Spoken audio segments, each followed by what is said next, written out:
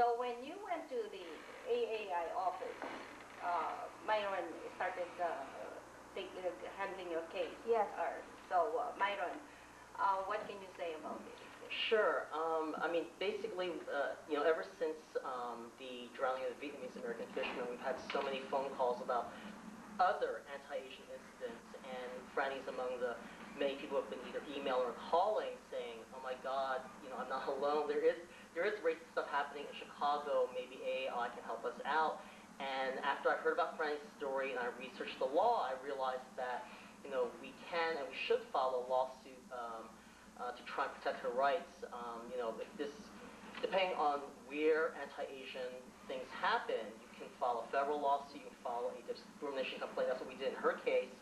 You can actually try and prevent this from happening. You can seek some sort of emotional distress damages, and you can also try and force the company to have diversity training. So there are a lot of things that you can do, but you do not just ignore this, and you don't just, because again, I think in Chicago it's too easy for Asian Americans to just kind of suck it up and not even talk about stuff and just put up with the harassment.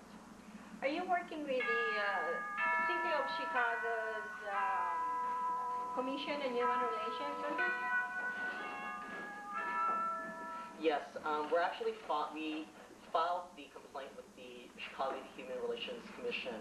If there's any sort of anti-Asian discrimination, housing, employment, public accommodation like H&M, credit or finance, you can actually file a complaint with the City of Chicago. As long as the discrimination took place in Chicago and it happened within the last 180 days, you can actually file a complaint with them, and they'll actually look into it and help try and address the discrimination. So will the City of Chicago and the AAI be filing a discrimination lawsuit against H&M? We actually already have filed a discrimination complaint with H&M. We filed it last Friday. They actually have up until 30 days to even file any sort of formal response. So we obviously hope that they take our complaint seriously, that they understand, as Frannie indicated, that we think that if they had done sort of racist comments and sexist comments against African American women or Latino women, they would have treated it very differently. Sort of with Frannie, it seemed they didn't understand her complaint, they were trying to ignore her complaint, and they did not take it seriously at all. Well, I think this is just about time that they must take us seriously, because I guess they look at us as a very, very submissive group of people. We really have to be assertive in a way. We sure do. Yeah. So, so what kind of vindication do you plan on taking about this matter? Well, I mean, we've talked about it, and basically looking at the ordinance and also looking at justice for Frannie really should be some sort of monetary compensation for the emotional distress, some sort of diversity training to make sure that they actually understand anti-Asian and sexist discrimination. Those are really the two main things. It really just comes down to the emotional distress, and it comes down to ensuring, we're trying to actually in some ways helping them, because if H&M has a good diversity policy and good training on discrimination, these things won't happen, and they won't have complaints filed against them. We also are hoping that that gentleman's not working there anymore. You just hope. I hope. So, but, that's the demand. That is our demand. That is our request. Haven't you tried trying to find out? As of last week, I understand that that person's still working there. As of last week. Mm-hmm. And this happened a couple of weeks ago. On the 13th of September, yeah, so a couple weeks ago. So, do you think that you would just rather have him apologize to you or something like that? No, at this point, he had his chance.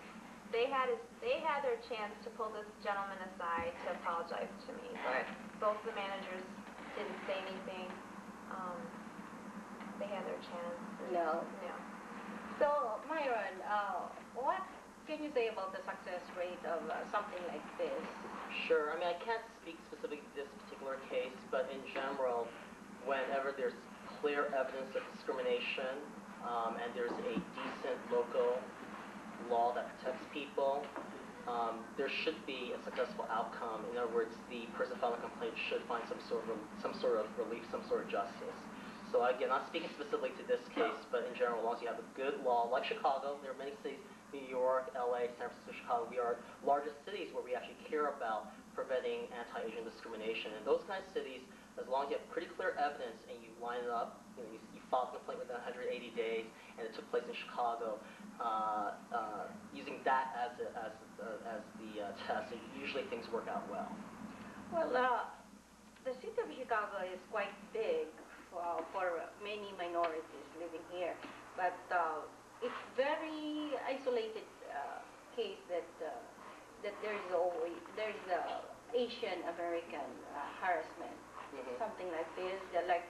I think 2 in a row that happened. That the fisherman that you were talking about, the Korean guy that got wrong, and also Frannie's case. Were there other cases that you want to address this before? We haven't. I mean, I've only been Asian American Institute since November of last year.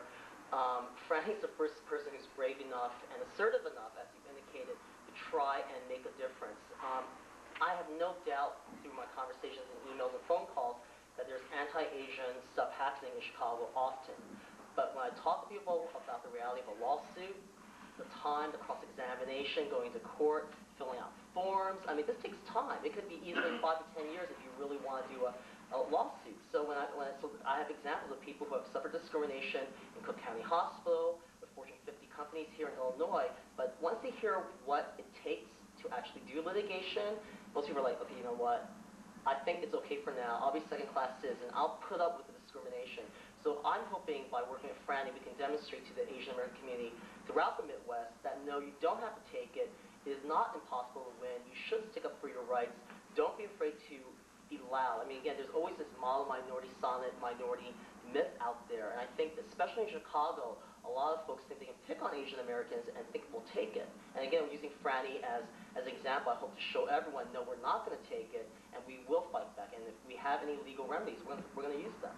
I think we should really have some kind of a Martin Luther King, and maybe it will be you. Myron. So, I realized that in the 1950s, 60s, it was really that bad for the minorities living here. But these days, it's really very surprising for many people. Most of all for a young girl like Frannie, who was being educated here, was born here, and to be called that slur. That's really amazing. I mean, terrible, really terrible. So, Frannie and Myron, I wish you good luck with this case, and please keep us updated as to what's happening. I know that some of the network news outlets have already picked up this story, and I think we're the first one to interview you on television. I think Balitang America, yes. the ABS-CBN interviewed you too. Yes. So, good luck to you. Thank you. I hope this is just the start of our cause in this country, and that we don't suffer any more ethnic or racial slurs or harassment in the future. Thank you. I thank you very much for gracing our show today. Thank you. Myron and Thank you for Frannie. your time. Thank you. At maraming salamat po sa inyong panonood. Ako po si Veronica, and enjoy the rest of your weekend.